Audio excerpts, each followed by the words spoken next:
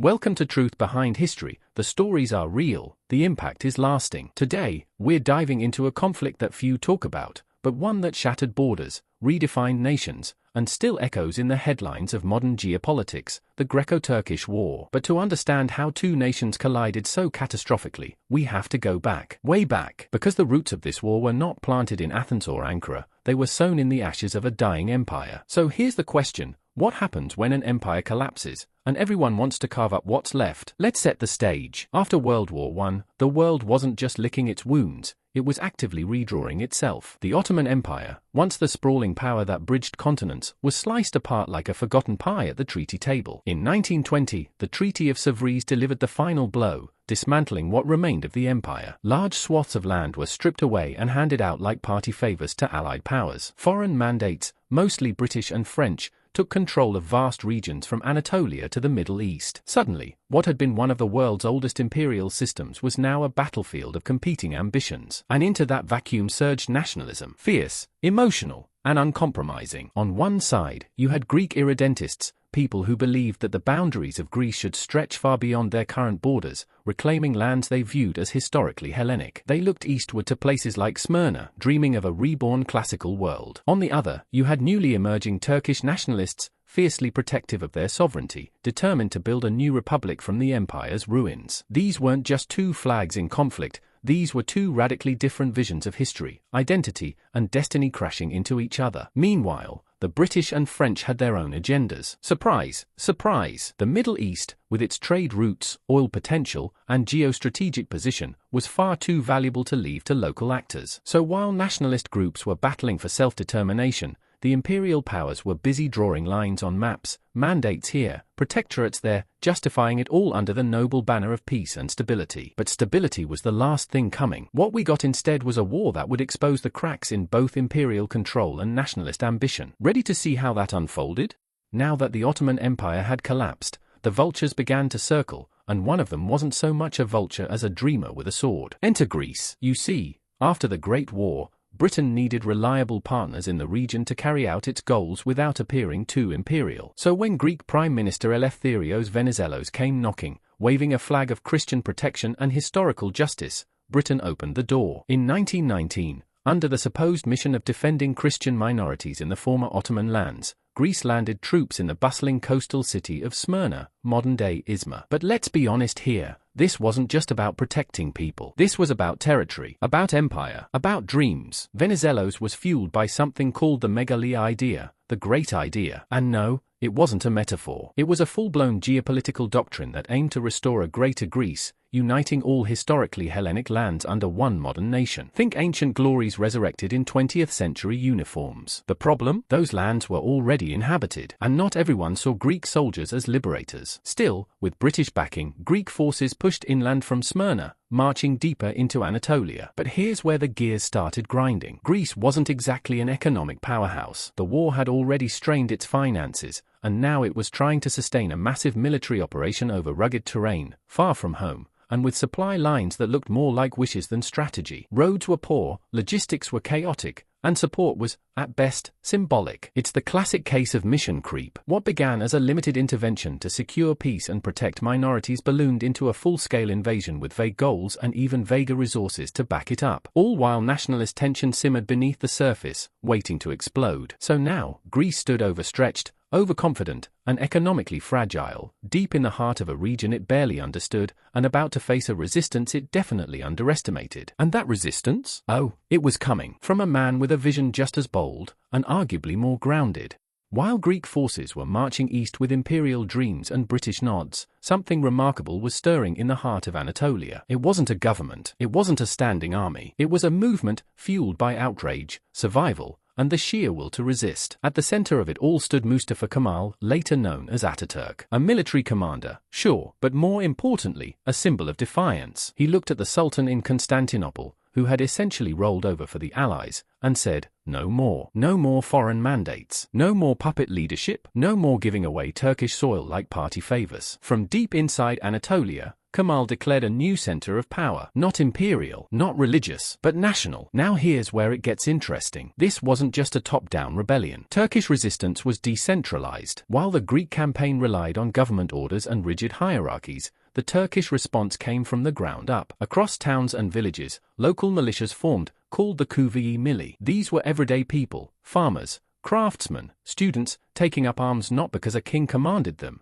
but because they refused to be ruled by foreigners. They weren't professional soldiers, but they had something even stronger: commitment. They knew the terrain, they had community support, and they were defending the homes their ancestors had lived in for centuries. This kind of resistance, fluid, local, and deeply personal, created enormous problems for the invading Greeks. It was like playing chess on a board that kept changing. And then there was the symbolic shift. As resistance grew, the old capital of Constantinople began to fade in importance. The new hub? Ankara. Why Ankara? Because it was inland, because it was safe from naval bombardments. But more than that, because it represented something new. This wasn't the empire of old. This was the beginning of a republic, and Ankara was its beating heart. What we see here is more than a fight for territory. It's a clash between two systems. One centralized, nostalgic, and overstretched. The other decentralized, adaptive, and deeply rooted in national survival. And in wars like this, those differences matter more than you'd think.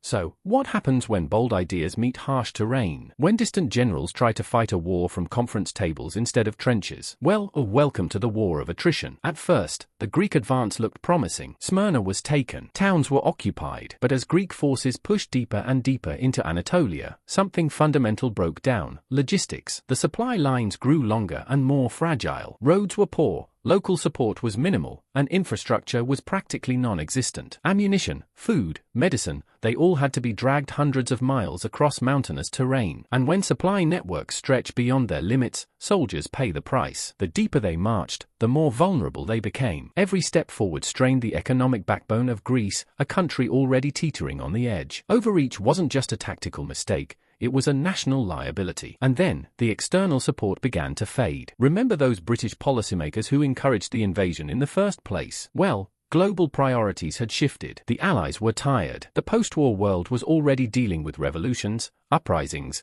and a fragile peace to maintain elsewhere. Greece, once a useful pawn, became too expensive to back. Material aid slowed. Diplomatic enthusiasm cooled. The Greeks were left increasingly alone in hostile territory. But while the centralized Greek strategy began to unravel, the Turkish resistance adapted. Their decentralized structure wasn't a weakness, it became their greatest strength. Local leaders made local decisions. Militias used knowledge of terrain and tribal alliances to outmaneuver the rigid Greek army. Supplies were sourced through informal networks. Intelligence flowed through communities rather than bureaucracy. This was asymmetrical warfare at its finest, and the longer it dragged on, the clearer the pattern became. Centralized systems were slow to adapt. Decentralized systems, built on resilience and flexibility, could sustain the grind. The war became less about winning battles, and more about who could last longer without collapsing from within. Spoiler alert, centralized planning doesn't hold up well when it meets 1,000 independent decisions on the ground.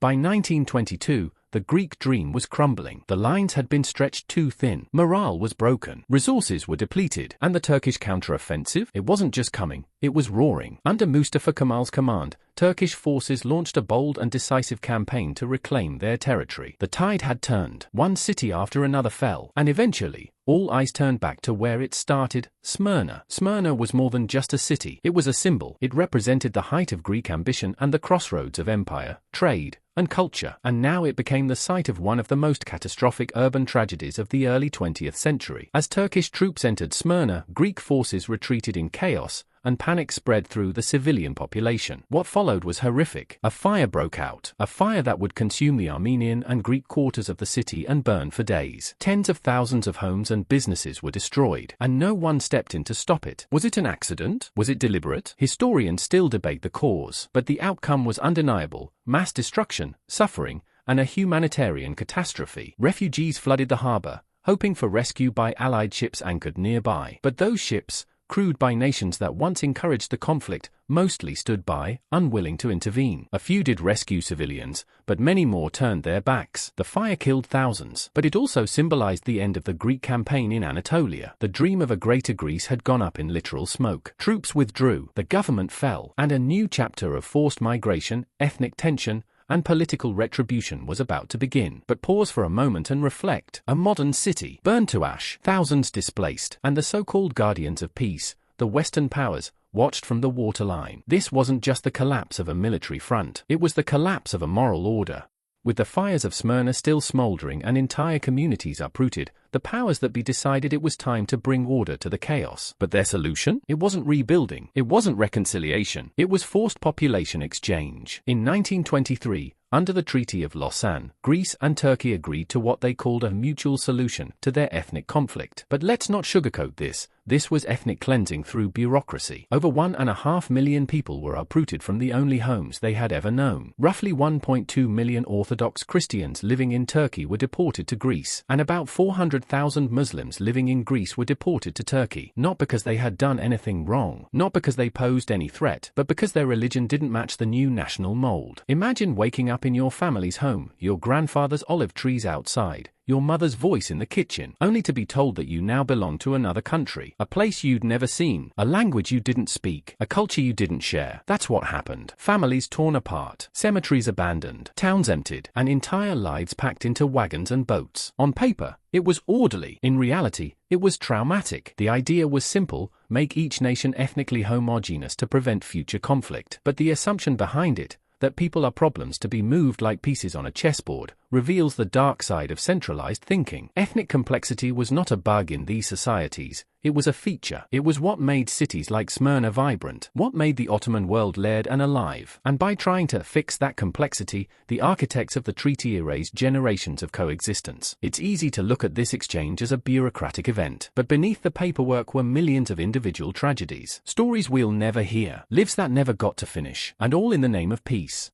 When the guns go silent and the treaties are signed, there's always one lingering question no one wants to answer. Who pays for all this? The Greco-Turkish War didn't just redraw borders or uproot populations, it shattered national economies. And the bill came due quickly. Let's start with Greece. Already strained by years of conflict and wartime spending, Greece now faced the staggering task of absorbing over 1 million refugees. Housing, feeding, and integrating people who had lost everything wasn't just a humanitarian effort, it was an economic avalanche. Refugees needed land, they needed jobs, they needed medical care, schools, basic services, and all of it had to be provided by a government that had just spent itself into exhaustion trying to chase an imperial fantasy. Inflation surged, debt mounted, domestic industries struggled to keep up with demand, and trust in institutions plummeted. The economy became a mirror of the failed military campaign, overstretched, underprepared, and full of good intentions that ran headfirst into reality. And what about Turkey? The Turkish Republic emerged victorious, but that didn't mean it was economically stable. The infrastructure was devastated. Farmlands had been abandoned or burned. The industrial base was practically non-existent. So what did the new state do? It turned inward, embracing a heavy-handed, statist model of development. The government nationalized key industries,